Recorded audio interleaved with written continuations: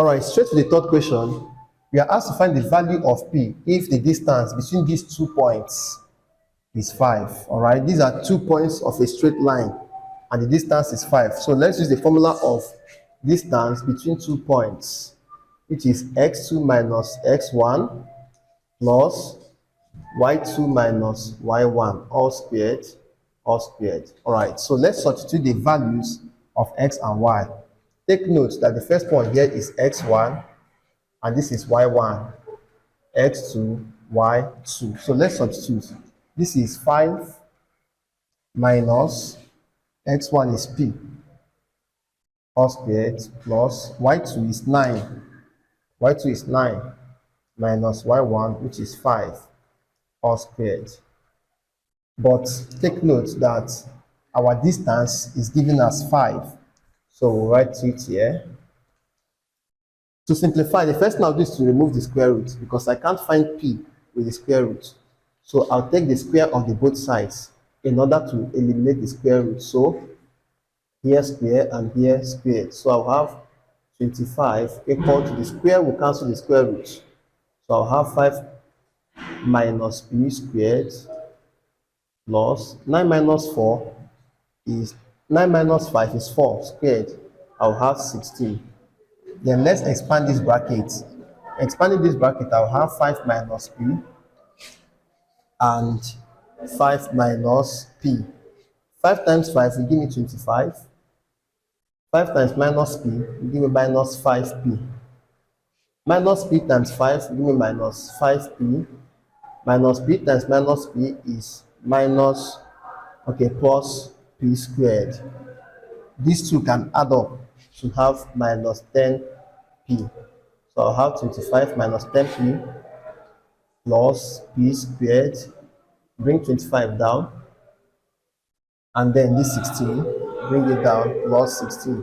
So at this point, you know that 25 can cancel 25 because if 25 crosses, it becomes negative 25. So 25 will subtract this. So I will have 0 equal to minus 10p plus p squared plus 16. Now arrange it, carry everything to the left hand side, but the signs will not change because we are just rearranging. So I'll have p squared minus 10p plus 16 equal to 0. So what we have is a quadratic equation which we'll solve. Now our product will be 16, which is the constant, and our sum will be minus 10, which is the coefficient of p. Now look out for two factors of 16 that you multiply to get 16. You add the same two factors, you have minus 10. They are none other than 8 and minus 2. Minus 8 times minus 2 will give me 16.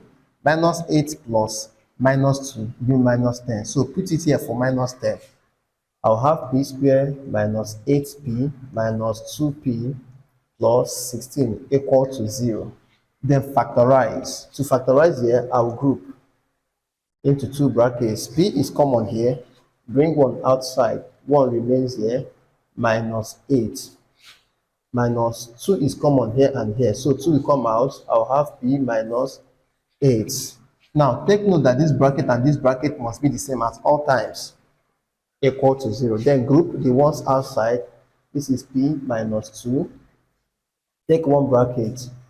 P minus 8 equal to 0. Then from here, we equate p minus 2 to 0, and then p minus 8 to 0. To find the value of p from here, add minus positive 2 to the both sides in order to eliminate these two. So I'll say plus 2, plus 2. Then add positive 8 to eliminate negative 8. Plus 8, plus 8.